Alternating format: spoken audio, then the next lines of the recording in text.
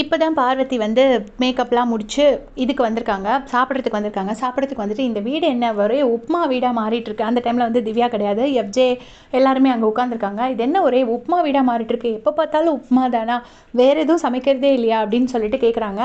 கேட்ட உடனே வந்துட்டு அமித் வந்து அவங்களுக்கு வேண்டி பேசுகிறாங்க, அதாவது கிச்சன் டீமுக்கு வேண்டி பேசுகிறாங்க. அவங்க வந்து அது என்ன ஐட்டம்ஸ் இருக்கோ அதை வச்சு அவங்க செஞ்சு கொடுப்பாங்க. இன்னொன்று என்னென்னா, இப்போ சமைக்கிறதுக்காக அவங்களுக்கு ஓட் கிடைக்காது, அவங்க எப்படி பெர்ஃபார்ம் பண்ணுறாங்க அதுக்கு தான் ஓட் கிடைக்கும். ஸோ பேசிக்காக என்ன சமையல் பண்ணணுமோ அந்த பேசிக் சமையலை மட்டும் அவங்க பண்ணுவாங்க அப்படின்னு சொல்லிட்டு அமித் சொல்கிறாரு. சொன்ன உடனே பார்வதி வந்து சும்மா ஃபன்னாக அப்படியே ஒன்றுனா சொல்லி நோண்டிகிட்டே இருக்கிறாங்க. அதெல்லாம் இல்லை, எல்லாருக்காகவும் நான் ஒரு பொது நல வழக்கு மாதிரி நான் இதை போடுறேன், இதை கேட்குறேன். ஏன்னா எல்லாருக்கும் வெறும் ரவா நிறைய கிராசரிஸ் வருது, அப்போ நான் எல்லாத்தையும் எடுத்து நான் இப்போ செக் பண்ணணும், அது எல்லாத்தையும் ஒழுங்காக யூஸ் பண்ணுறாங்களா கிச்சன் டீம் அப்படின்னு நான் செக் பண்ணணும் அப்படின்னு சொல்லிட்டு இவங்க சொல்கிறாங்க.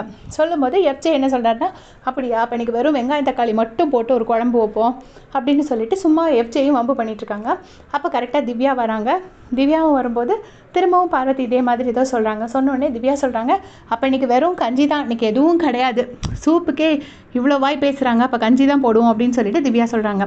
அதுக்கப்புறம் என்னென்னா, திவ்யா வந்து கேப்டன் கிட்ட அட்ரஸ் பண்ணிகிட்ருக்காங்க. இந்த மாதிரி சூப்பர் டிலக்ஸ் பெட்ரூம் வந்து அந்த படியெல்லாம் க்ளீன் பண்ணவே இல்லை அப்படின்னு சொல்கிறாங்க.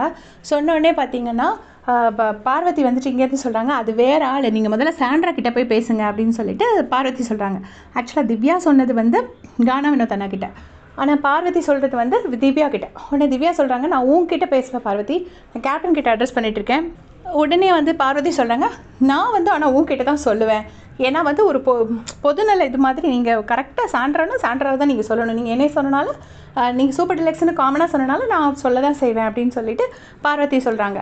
உடனே எஃப்ஜே செம்மையாக ஒரு இது சொல்கிறாரு, நீங்கள் மட்டும் கிச்சன் டீம் அப்படி தானே சொன்னீங்க, தனியாக எஃப்ஜே சமைக்கல அரோரா சமைக்கல அப்படியா சொன்னீங்க, நீங்கள் மொத்தமாக தானே சொன்னீங்க, அப்போ அவங்களும் அப்படி தான் சொல்லுவாங்கன்னு சொல்லிட்டு எஃப்ஜே வந்து சப்போர்ட் பண்ணுறாரு.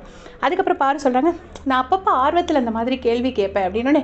நீ ஆர்வம் கிடையாது, நீ ஆர்வ கோளாறு அப்படின்னு சொல்லிட்டு எஃப்ஜே சொல்கிறாரு. ஆக்சுவலாக எஃப்ஜே வந்து நிறைய விஷயம் சொன்னாங்க, ஃபுல்லாக என்னால் ஃபாலோ பண்ண முடியல. செம்மையாக ஒன்றும் பார்வதி சொன்னது எல்லாத்துக்கும் செம்மையாக ரிப்ளை கொடுத்தாங்க. அண்ட் திவ்யாவும் நல்லா கொடுத்தாங்க. கடைசி பார்வதி வாங்கிட்டு போனாங்க. ஸோ இது மாதிரி ஃபஸ்ட்லேருந்தே கொடுத்துருந்தா சும்மா இருந்திருப்பாங்கன்னு நினைக்கிறேன். உங்களுடைய கமெண்ட் சொல்லுங்கள்.